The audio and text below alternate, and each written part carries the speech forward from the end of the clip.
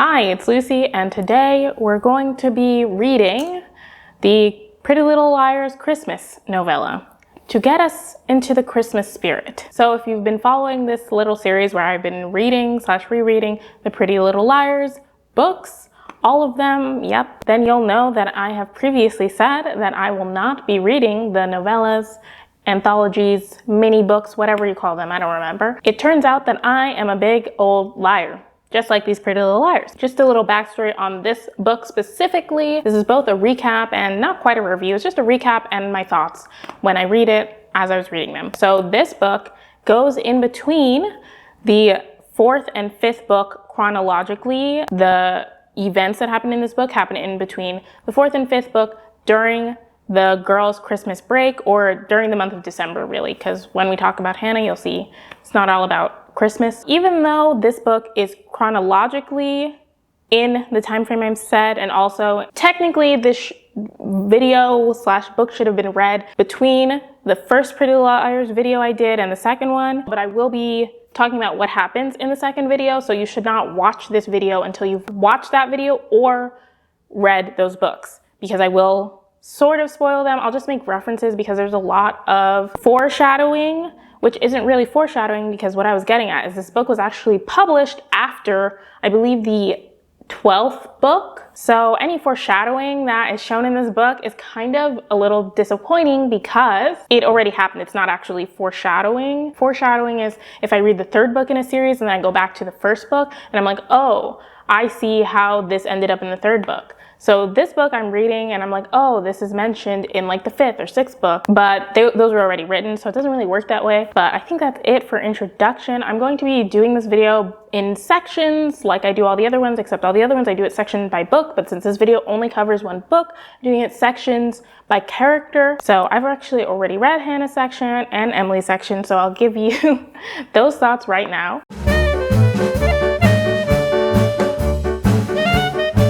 We learned that Hanna is actually Jewish. We may have already known that before. If we did, I forgot.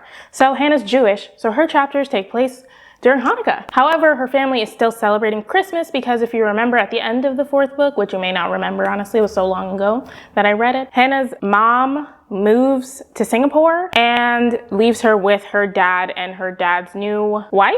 Did they get married yet? I think new wife and her stepsister, almost stepsister, Kate. So the new wife and Kate are Christian, or at least celebrate Christmas. So Hanna's dad celebrates with them and they keep pulling Hanna into things and Hanna's really unhappy about it. Honestly, if I were Jewish, I'd be unhappy too. And everything about it continues to show how much Hanna's dad sucks. If you watched the last video, then you will know how much I dislike Hanna's dad. So yes, Hanna's dad continues to suck. One of the things that stood out was that Hanna's family threw a Christmas party and forgot to tell Hanna. So one day she comes home and there's a bunch of people in their house for this Christmas party. Hanna's not dressed for it at all. And as you know, in this series, fashion is everything. So it's a big deal, and also a big deal to forget to tell a member of your household that you're throwing a party. I think Hanna's dad ends up saying, oh, Kate was supposed to tell you, which feels insane to me because it was a big party. There were like lots of things, lots of people were there, lots of like food and drinks and stuff were there. I think it was catered. So you would think if you're throwing a party like that, it would be all you talk about for the week. Like this week, I'm throwing a not quite party, but a gathering of a few friends, but it's all I talked about and nowhere near the level of what this party was. So you would think they have breakfast, dinner together or something. They share meals. They all live in the same house and speak to each other. You would think that they would have mentioned it once. Hanna's chapter, as expected, kind of, if you've been following along with this series, especially in the book series, I feel like it's less in the show, or I just have rose-colored glasses over the show, but we don't focus as much on Hanna's eating disorder in the show, but these books definitely show it off a lot. So there's trigger warnings all over. I do have trigger warnings, I think, in the description box for these.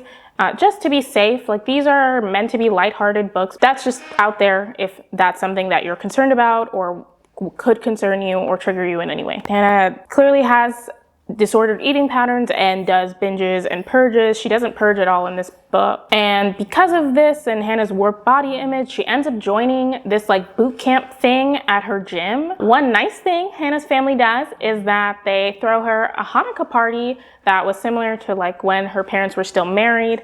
they would celebrate Hanukkah because, once again, her dad is also Jewish. That is one nice thing that they do for Hanna. It's only one kind of nice thing in this whole pile of garbage, though. It was really nice to see Hanna's father be nice and good for once. It quickly goes back to not being that way in the next few books. But in this book, he's not as horrible as he could be from this point on. Like I said, Hanna joins her boot camp, and Hanna has a huge crush on the trainer. Once again, this book series has a real obsession with pairing 16-year-old girls with grown men, grown adults. They're grown.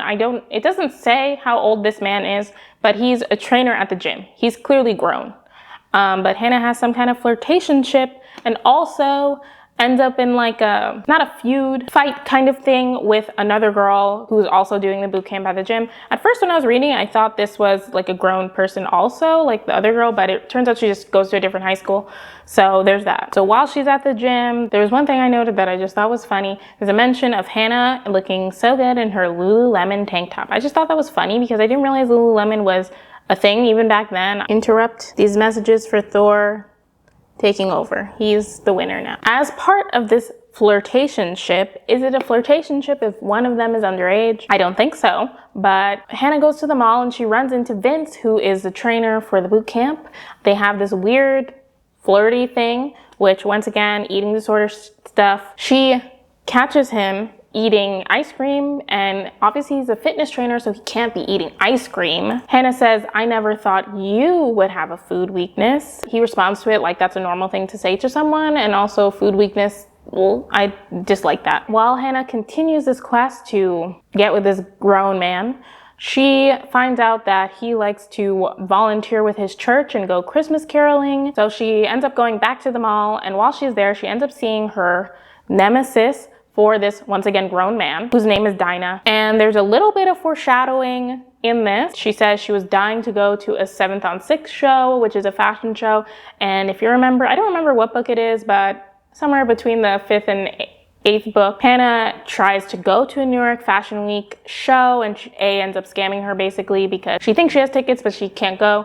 So this is like a reference to that future event, basically. And then she and Dinah get into a fight, or Dina, not sure how I'd say that. They get into a fight basically over this shirt, but like really over this, once again, grown man. Do not forget they are both 16, maybe 15. They're both sophomores in high school. And while they're fighting, they end up hearing a sound in the dressing rooms, and they peep over, and who do they find? They find Kate, Hanna's stepsister, kissing a pervy Santa, basically. There's a reference to the Santa at the mall is like a perv and was hitting on 12 or 13-year-old girls. So he's pervy Santa, and they find Kate was in the dressing room making out with him, which is disgusting. Hanna ends up taking a photo, and her and Dinah decide to call a truce and make up until they go to a bar where they underage drink, and I'm so confused about this.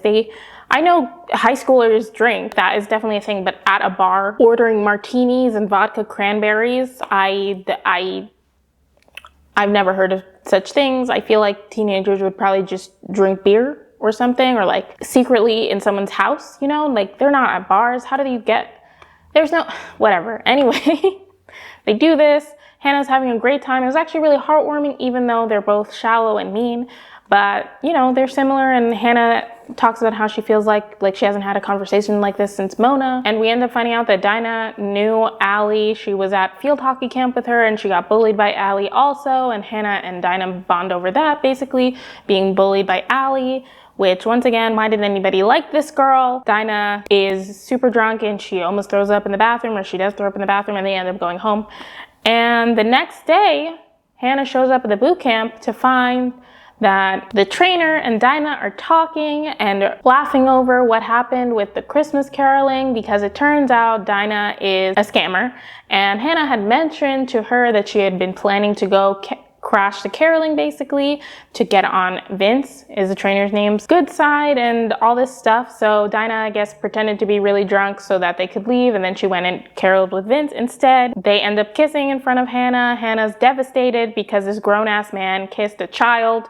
That's not why she's devastated, but I just want to push it home, you know? And it turns out that Kate was there for some reason. She sees this happening, she takes pictures of all of it, and she's like, I'm gonna post it all on Facebook, because Facebook is still a thing that teenagers use back then. And then Hannah's upset about it, and then she remembers that she took a picture of Kate kissing that mall Santa. Kate doesn't want that picture to get out, which to me is kind of weird, because why did she make out with this Santa if she knew that he was bad? I don't know.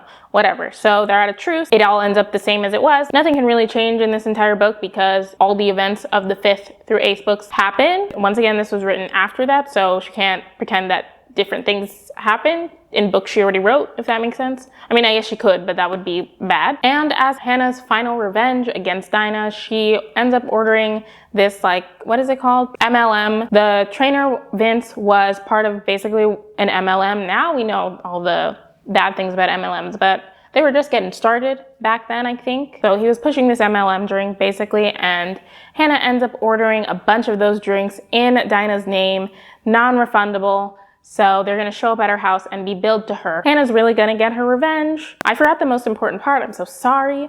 But basically the whole reason Hannah decides to like go after this Vince guy is because of Lucas went on vacation early, which I guess this is just a thing rich kids do. Basically, his parents pulled him out of school because they wanted to go on vacation. And it was the only time someone else could go or something, blah, blah, blah. So he was on vacation this whole time and he was not reaching out to Hannah. Hannah was texting him. She wasn't getting anything back. So she just assumed that Lucas was over her or something. The family friend he was going with was really attractive. So Hannah was jealous and she had just assumed that Lucas was hooking up with that girl and blah, blah, blah. Anyway, Lucas gets back. And they're like, oh, we came back early because the family friend ended up getting 3rd-degree burns from the sun. So Hannah's like, good, she deserved it. Which, did she really deserve 3rd-degree burns from the sun? I don't even know how that happens. They had to go to the hospital apparently, and I'm like, how? How does that happen? The conclusion of Hannah's chapter, and something I wanted to point out that did happen, while Hannah's visiting Lucas, Lucas's mom offers breakfast, and Hannah says, oh, I had coffee, so I'm all set, I don't need anything.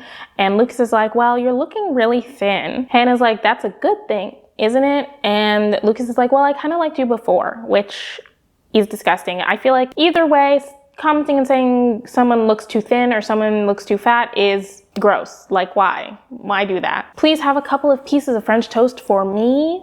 And that's disgusting to me. So I wanted to point that out once again. This is supposed to be like encouraging, I think, but it's still gross. Each chapter in this book ends with A, like commenting on what happened. And in this one, A is like, blah, blah, blah, very annoying. A is always very annoying. But they do mention the preserve, which, as we know, is where Hannah gets sent in one of the previous books. And so this was once again foreshadowing for that. Hello, welcome back. I haven't changed, I look the same, but I've moved location slightly so you can see my Christmas tree in the background. It's a sticker. I had to get something cat safe because Tucker eats trees, plants, everything. He will eat it, even if it's plastic. So it's a sticker. Anyway, enjoy my Christmas tree. I'll go back to talking today. Right now, we're going to be discussing Emily's chapters.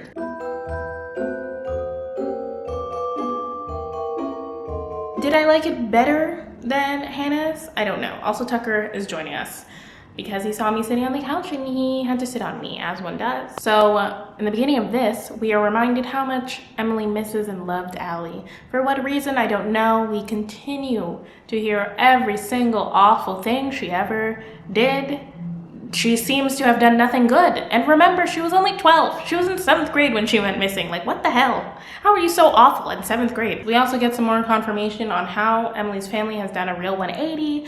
If we remember how they sent her away and also tried to put her through conversion camp, therapy, something. They've really done a 180 by gifting her a box set of the L Word. The heart is in the right place. This is another place where it really shows that this was written after the previous books, that it's supposed to be set before, because we also get that confirmation in the 5th book. Emily talks about how her family gives her gifts that not confirm her sexuality, but like affirm that they care about her and her sexuality in their own Christian way. There's also hints throughout this where they talk about how Ian has been arrested, because I forgot, honestly, in between the 4th and 5th book, Ian had been arrested. Everyone thinks he killed Allie. Emily once again must question herself and be like, she loved Allie so much. Would she ever feel like that again? Why? Why did you love Allie so much? What about her? Is it because she was pretty? There's lots of other girls who were pretty. Is it because she was mean? is that why? She's mean and pretty, so that makes her really hot? I don't know. Then we get to the main plot, I guess, of Emily's storyline. Her mom's baby Jesus. Couldn't say that with a straight face, but I mean, that's what happened. Her mom's baby Jesus gets stolen from in front of the church. It was part of their manger scene, and Emily's mom wants it back. So her and the church women come up with this plan because they think they know who did it. There's this group of college girls who everyone thinks are like troublemakers. They think they've been doing a bunch of pranks. These girls also happen to work at the mall as Santa's elves. So their big idea, since the girls that they think stole it work at the mall as the elves, they think that Emily should become the new Santa so that she can get close to these girls and so that they can have proof that they did it and get the baby Santa back and all the other stuff that they did. So Emily starts her new job, and there's a weird thing where we get introduced to these troublemaker girls, and they're stereotypically dressed like troublemakers. One of them has dyed hair and hippie braids and like wears a lot of makeup. There are a couple aspects actually. It says one had dreads and a nose ring, another was an Asian girl with hippie braids and a tough expression, while the final girl was tiny with short hair and a tattoo of a smiling gesture on the inside of her wrist. So one of these girls is described as Asian, one of these girls is described as having short hair with no race described, one girl is described as having dreads. Nowadays, most people will say locks instead of dreads or just fully dreadlocks, but only one of these girls has her race actually described. I think the dreads description maybe is supposed to imply that she's black, although some white people do have locks, which I have opinions on. So that could be supposed to be a descriptor of race, but the short hair does not describe anybody's race. And then the other girl had colored hair and had blue hair. That also describes nobody's race. Only the Asian girl gets her race described, which is weird. If you're a writer, don't do that. You either describe everyone like accurately, like race, or you decide race doesn't matter. And also Asian means so many things, so many types of Asian people. Asian people have lots of skin tones, look a certain way. Like, I know that's not the point of this, but just pointing it out. And so Emily starts this journey to find out who stole baby Santa, basically. She ends up sort of befriending these girls, not befriending, but they end up inviting her to a party because Emily covers for one of the girls because she like took a really long break. And Emily's like, oh, she was looking for something for me, actually, even though she just took a long break, which once again spoiled rich kids because most people don't jeopardize their jobs like that. So Emily tells her mom because she's like, how's the investigation going? They're taking it very seriously. And Emily's like, oh, I got invited to a party. And Emily's mom is like, oh, you have to go. You're going to go, right? And Emily's like, well, it's a school night. And she's like, you can go to school late. And Emily's like, who is this woman? Also throughout this book, not just in Emily's chapters, the girls constantly have like a little feeling of someone's like watching them. Emily sees someone through the cornfield outside her house, which I don't know why there's a cornfield outside of her house, but whatever. She sees someone like moving outside and she's like, does that person have blonde hair? So there's just that ever-present feeling of like being watched or whatever, but she didn't get like a good look, and that happens over and over. This book, I guess, is out to prove that all girls are mean to each other because Emily ends up meeting up with these girls at this party. The girls are all like kind of being really mean to each other, honestly, even though they're like very good friends apparently. One of them talks about how she's probably gonna fail the semester and her parents are gonna be very mad. And one of the other girls is like, oh, poor little Sophie. She was bound to crack under the pressure. Like very snottily, which is weird. And then that girl fires back and is like, at least my parents notice when I fuck up. Who's your dad spending all his time with these days? Which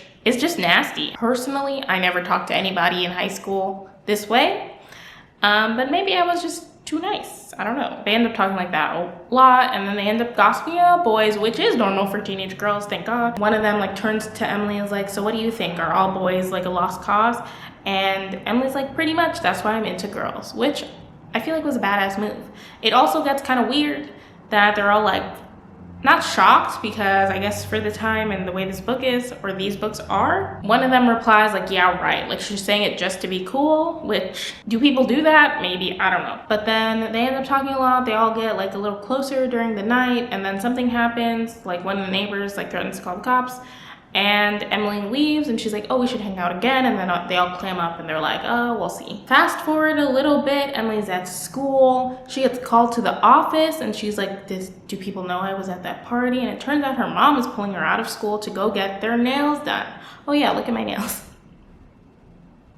Emily's once again like, who is this? Who has replaced my mother, who's very strict and never ever would have done this before? Yeah, we get to see like a nicer side of Emily's mom, I guess, or she's really obsessed with this baby Jesus. Emily ends up getting dinner with the like ringleader of the elves. The girl is like, oh, I'm just gonna get a salad. And Emily's like, yeah, me too. Even though she wasn't the type of girl to order a salad, which, what does that mean? I don't know. I thought we were leaving the body shaming and food shaming to Hannah's chapters, but what? I guess we're bringing them on in. We do finally get one person acknowledging that grown people should not be dating children, because they talk about Ian, who's in jail, and how everyone thinks that he killed Allie. And she says, what kind of freak dates a 7th grader as a senior? Which is true. Seniors are 17 to 18 years old. 7th graders are 11 to 12, maybe 13. And apparently Allie used to talk about Emily to the field hockey people, and Cassie, the new person, says that Allie said that Emily was her favorite and that they had a special bond, which,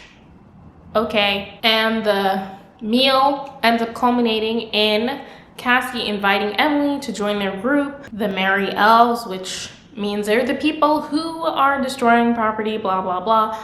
And they invite Emily to join them this time because they're gonna mess with the country club, because they're doing like a breakfast with Santa type thing. And Emily's like, oh no, what do I do? Because she's supposed to tell her mom. And then she's like, but these are my new friends. I don't want to tell her. They plan to basically remove all the decorations from the country club. It's gonna be like How the Grinch Stole Christmas. And she's like, let's see if these snotty rich people gather around the bare tree. And I will just say, you guys are also the snotty rich people. I'm just saying, Cassie and the other girls in that group all went to private schools. They're now going to private universities. They can just blow off a job basically because they're working at the mall as Santa's elves for money that they need, but they're showing up late, taking longer breaks than they're allowed to be taking, barely do their jobs. That's rich people behavior, because most people who need money do their jobs. But Emily gets over her like conflict, and she's like, I'm just gonna do it. I want to do this with my new friends. So they end up doing it. It turns out that Emily's mom was tracking her phone, because Emily's mom ended up giving her the new iPhone so that she could record the girls when something happens. And her mom was tracking it, I guess, which is okay. And Emily's like, I didn't know they were tracking it. Like, yes, they gave me the phone, but I wasn't planning to use it. I was just helping you guys. I was just being friends with you guys. And her mom was like, why do you care about these girls? And Emily's like, these are my new friends. And then she yells at her mom because her mom wanted the baby Jesus back, because apparently it was worth a lot of money, which has a lot of questions for me. Because why were you keeping it on a church's lawn where anybody could take it if it's worth a lot of money? But anyway, her dad wasn't getting as good of a bonus this year, so Emily's mom was planning to sell it so that they could like have better presents and stuff. And Emily's like, you just wanted baby Jesus back to sell it. You don't even care about like what we have now as a family. Like, why can't you just be happy with what we have? We don't need all this big stuff. And it's like a big blow up for her. And those girls do get arrested. So Emily realizes that she can actually help the girls, because earlier in the book, while the girls were driving around, they ended up going in the fence behind someone's house because they heard like music and stuff going on, so they wanted to see what was going on, and they peeked inside the window and realized it was a bunch of women with a male stripper, which their reaction was not as progressive, but these are like basically teenage girls, even though some of them are in college. But anyway, it was a male stripper, and Emily ended up taking a picture of the stripper basically, and they run away, and the male stripper was dressed as Santa. That part is kind of funny. Emily realizes that the person she took a picture of was actually the police officer who arrested the girls. So she goes to the police station. She's like, you're gonna let the girls go or I'm gonna post this picture. He agrees basically, and she's like, I want it to be a secret thing, don't tell the girls about it. So she's just happy that they got out. Emily ends up having like a heart-to-heart with her mom. It's very nice to see. And the Merry Elves girls realize that Emily was the one who got them out, because they had seen her when they were leaving the police station, even though she was trying to hide herself. And they are like, we forgive you, like we know it was you who got us out. And Emily's like, I really was not planning to turn you guys in. And they're like, it's okay, we know. And she tells them about how the police officer was stripper Santa. And it's also a nice heartfelt thing. Those girls are in college, so we're probably never gonna see them again. They're just back for Christmas break. It feels like these books take place over like So it's short periods of time, I don't know. And the girls end up giving back baby Santa. They leave it on the porch, pretending that it wasn't them, even though we all know it was them. So yes, that is the end of Emily's chapter. Then A says a few words, and then she says, "It will be so easy to lure Emily into my trap. All it will take is a few simple words and one simple kiss," which is once again foreshadowing, which we did see play out in the previous books. So yes. I will be back once I have finished Aria's chapters, which are next, and then we'll discuss those. Hello, everybody. So, similarly to how Sarah Shepard wrote this book, I am finishing this haphazardly in a different location at a different separate time. So we're going to talk about Aria and Spencer's chapters. I might move location. Yeah, I just didn't finish this video in time to film it with good lighting. I'm filming on my laptop camera. Sorry about the sound quality. Sorry about every quality. We're here for me to tell you about Pretty Little Secrets while I live out my Christmas dreams. Did I really do that while reading this book? Anyway, let's talk about Aria's secrets / her adventure.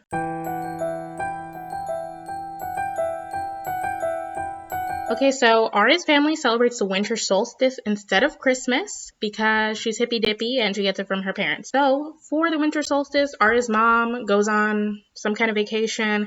This is after Aria's mom has decided to forgive her for keeping her dad's secret, which is, once again, not something Aria should be blamed for. I've already complained about that. Anyway, she's on vacation. She left Aria and Mike, Aria's brother, at home with their dad and their dad's girlfriend. I can't remember if they got married or not. The section starts off with them driving to the ski resort where they're going to spend the winter solstice. It's just Aria's dad, her, and Mike. And then they get there and they find out that Meredith, the girlfriend, is joining them because her family ended up changing their plans or whatever. Her parents were supposed to visit, but then they decided not to for whatever reason, which does not make any sense because her parents just decided to visit her brother instead. And since that's her family, I don't understand why she couldn't have just gone with them, but whatever. So because of this, and this is where the unrealistic what the heckness shows up, Aria's upset about this, that she doesn't get to spend the solstice like how she wanted to with quality time with her dad, especially because she's been feeling like, left out since her dad left their family, basically, cheating on their mom and everything.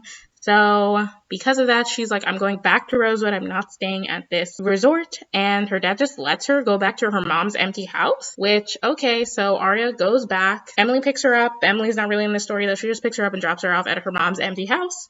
And while Aria's there, she gets a surprise visitor. The surprise visitor is a guy she dated back when she was living in Iceland.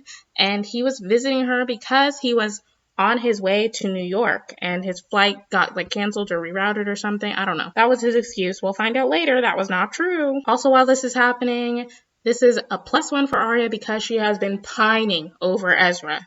Ezra Fitz, if you recall, in the first 4 books, showed up. If you recall from the show, he's in the whole thing as a pedo, basically. And he ends up leaving at the end of the 4th book because he gets caught, basically, and he almost gets arrested, but not quite. And so he leaves, and Aria misses him because she's like, he was my one true love. So this guy coming from Iceland is a perfect distraction, and it is revealed that he actually didn't have a layover. He is on the run because he led a protest against the destruction of a local puffin sanctuary outside of Reykjavik.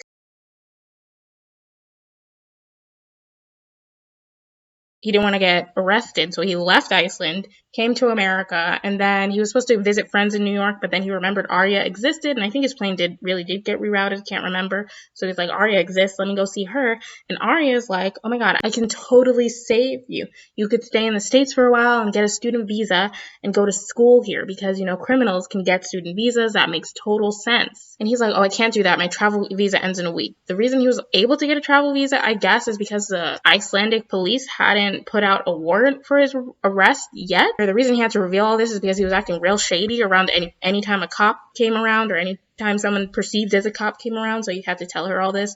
And so Aria's new solution is we should get married so you can stay here indefinitely because your visa would be extended indefinitely if we got married, which is not how American immigration works at all, I'm pretty sure. You have to do a lot of things after you get married to get a visa, and by this point he is literally wanted, so it actually doesn't matter if he's married because they will extradite him. I'm pretty sure. I'm not a lawyer or anything, but this does not sound correct. But anyway, they go through this whole plan to get married. They go to Atlantic City. If you're not from the Northeast, Atlantic City is kind of like Vegas for the Northeast. It's in New Jersey, and it has like casinos and clubs, and like people go there to get married. They go there. It's revealed that Aria's using money that she made from writing essays about what happened with Mona as A, which I just thought was an interesting tidbit that was revealed. I feel like it's never mentioned again. As you're reading this, there's so many tidbits that like show how young Aria is. She like goes to a thrift store to find a wedding dress. She finds a dress that she likes, and then she says with any luck she could also dye it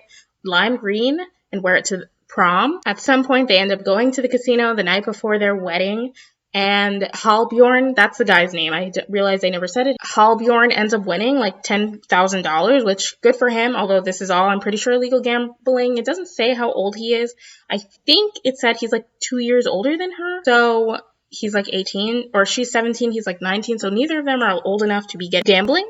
But anyway, he wins money and he's like, I'm gonna buy something important, and it ends up being her like engagement ring, wedding ring, some ring. And once again, showing how young she is, she gets excited about the ring because it would be nice to have something to spin around her finger in class. They also go to a show where we're getting hints at what Halbjorn is like. There were panthers that were used during the show, and as you can tell from Halbjorn running away because he was trying to help puffins, he really cares about the environment and animals, so he was very, very upset by the show, which, you know, to be fair, he's kind of right, like, that is exploitative of animals, so he gets really upset. He's like, Aria, how could you stand watching this, blah, blah, blah. So they go through, they get married, it's a whole thing with Vegas, or not Vegas, with Atlantic City, but it's kind of like a Vegas wedding. They have an Elvis impersonator as the officiant. There are 2 random people as witnesses. One of them is a drag queen, and this is obviously not very progressive when it comes to drag queens. It's not super negative, but just the way they're described, I would not be a fan of. Aria's so happy with it, even though it was weird, but whatever. They took a tandem bike to the wedding instead of a limo, so they tandem biked themselves back to the hotel, and on the way, Halbjorn is like, I have something to show you, and it turns out he had figured out where the panthers were being kept, and he was like, we have to free them. And Aria's like, that's insane. These are wild animals. We cannot take them out of their cages, which, to be fair, did not look nice. She was like, oh, should we call the ASPCA or something? And he's like, no, we'll just let them out of the cages. And Aria's like, no, we can't do that. And he seems to be placated when they like have plans to do wedding night things, and they end up falling asleep before doing wedding night things. Thank God, because I would not want a description of that in this book. And Aria wakes up and Halbjorn's nowhere to be found, and she goes around the hotel like continuing her day. She's thinking he like went to get breakfast or something, and blah blah blah. She tries to find him. She calls the hotel to be like, did you see him? And they're like, no, we haven't seen anyone. We'll page him. And then on the news, it turns out that there's some panthers on the loose. So you can guess what happened there. Yes, Halbjorn freed them. And Aria freaks out because she's like, he didn't love me, or he didn't love me enough not to do this, blah, blah, blah. And Aria ends up getting their marriage not annulled, I think.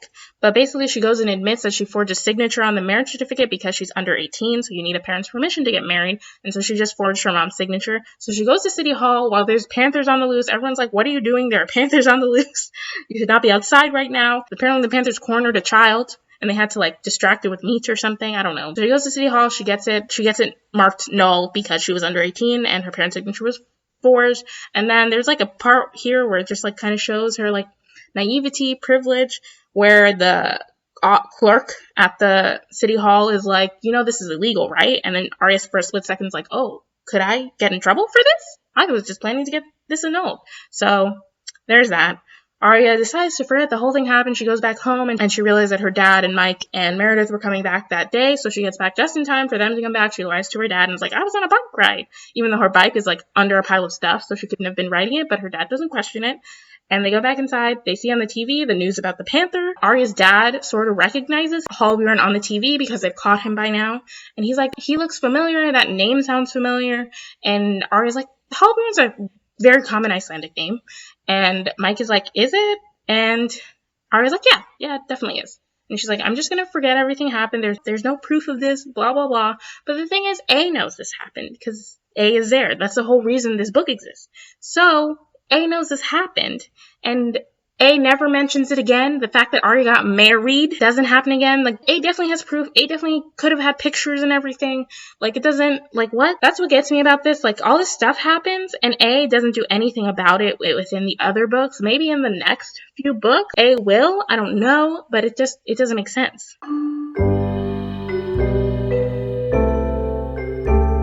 So Spencer's chapters take place after Christmas, or like right after Christmas, towards the New Year, I think. We never actually see how their family actually spends Christmas. So Spencer's family decides to spend time at Nana Hastings' Florida beach house, which I think I've mentioned probably in like the second video I did. Spencer's excited, although given that her family was, as usual, barely speaking to her. The overview is basically Spencer's family continues to suck for a little bit in the middle there. Her sister and her mom seem to be warming up, but then the end is like, basically, Spencer's story also takes place around a boy. Spencer's trying to get the attention of this like really good tennis player that they see on the courts who has a bunch of groupies. And so Spencer's spending time, trying to get his attention, trying to date him. I've slightly moved locations. I don't know if that makes it better or worse. There's a section here where Spencer talks about how Allie's family also has a beach house. Spencer thinks about when her and Allie had a fight once when they both came down here. Basically what happened is Allie said mean things to Spencer. Spencer got mad about it. They had a fight. And then Allie hung out with her own friends and Spencer wandered around alone because Allie was her only friend, which doesn't make any sense. Spencer's supposed to be really popular and she was like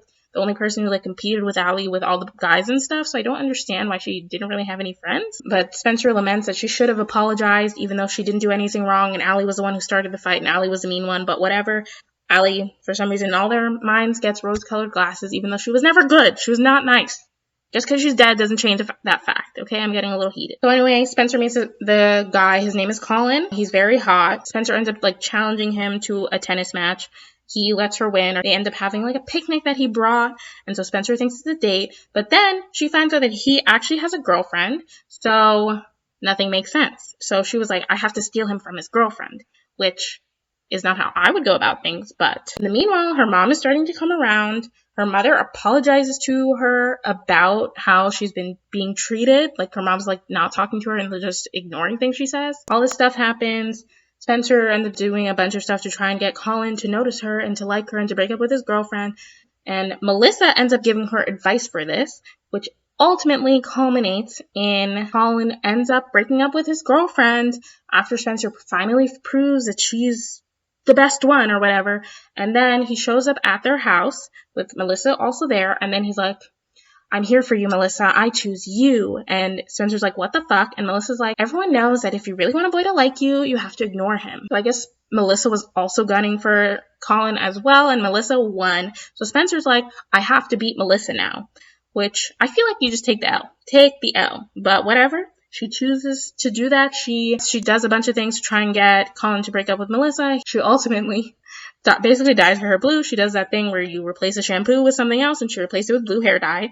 And Melissa gets super mad. And right before that happened, Spencer's mom had told Spencer to do whatever she needed to get that man that she wanted because Spencer told her the whole story without saying Melissa was the like traitor person or whatever. And then Spencer's mom gets mad at Spencer when she realizes it was Melissa and she was like, you don't do that to your sister.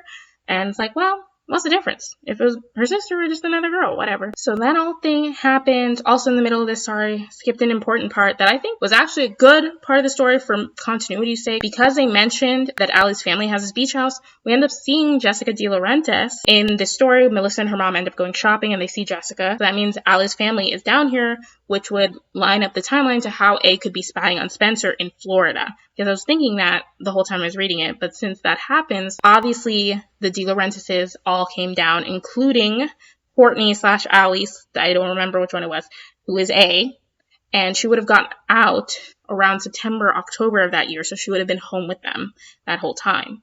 So it lines up with the timeline. I'm very happy with that. That's the one good thing about this whole storyline. Ultimately, the Melissa-Colin thing ends because they all go to the bungee jumping, which is like a yearly event that everyone who visits the island they're on does, like all the teenagers do, and Spencer's finally old enough to do it without parental permission, so she decides to do it, and Colin realizes that Melissa is not as sporty as he wants or whatever, and he's like, I chose the wrong sister. And then they kiss, and then they do a tandem bungee jump, which, okay. After Spencer finally wins the guy, they go on a date at a restaurant. They have a nice grand old time. Colin goes to the bathroom and then he doesn't come back. Spencer pays the bill, goes looking for him, and he's outside and she hears a child call him daddy and she's like, Daddy, she says it out loud. And Colin's like, hey, this is Spencer, the girl I've been teaching tennis.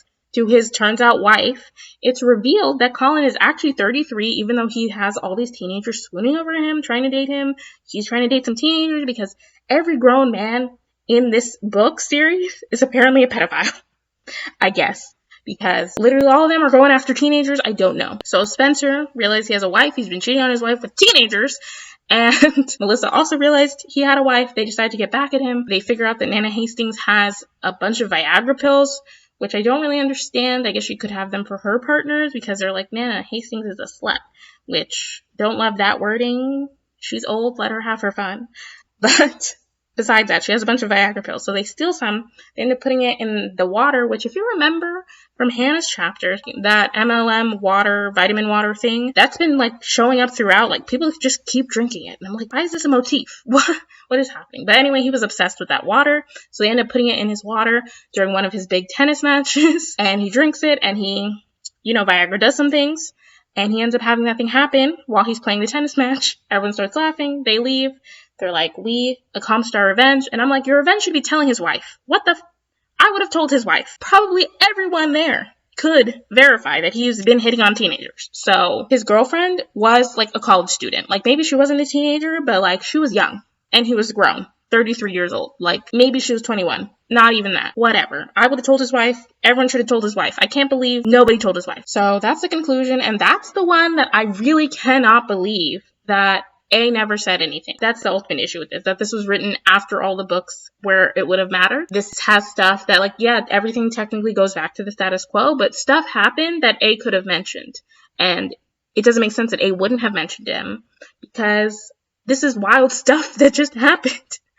How could A leave out the fact that Spencer dated a 33-year-old man? If I was 16, and both Melissa and Spencer are mortified by this, because Melissa, I think, is like 21, 22. When I was 21, 22, that is mortifying, It's old. I don't know what else to tell you. So the fact that A never said anything about that doesn't make any sense. That's my ultimate issue. I really didn't feel the Christmas cheer, very disappointing for me, but maybe you did. I tried to make influence some Christmas cheer throughout this vlog video thing. Sorry, this end part is with a webcam, but hopefully you appreciate it. Hopefully the information was good. I don't know. But thank you for watching this video. If you like this video, give it a thumbs up. I will be back with the next, I'm planning to do 2 more Pretty Little Liars videos.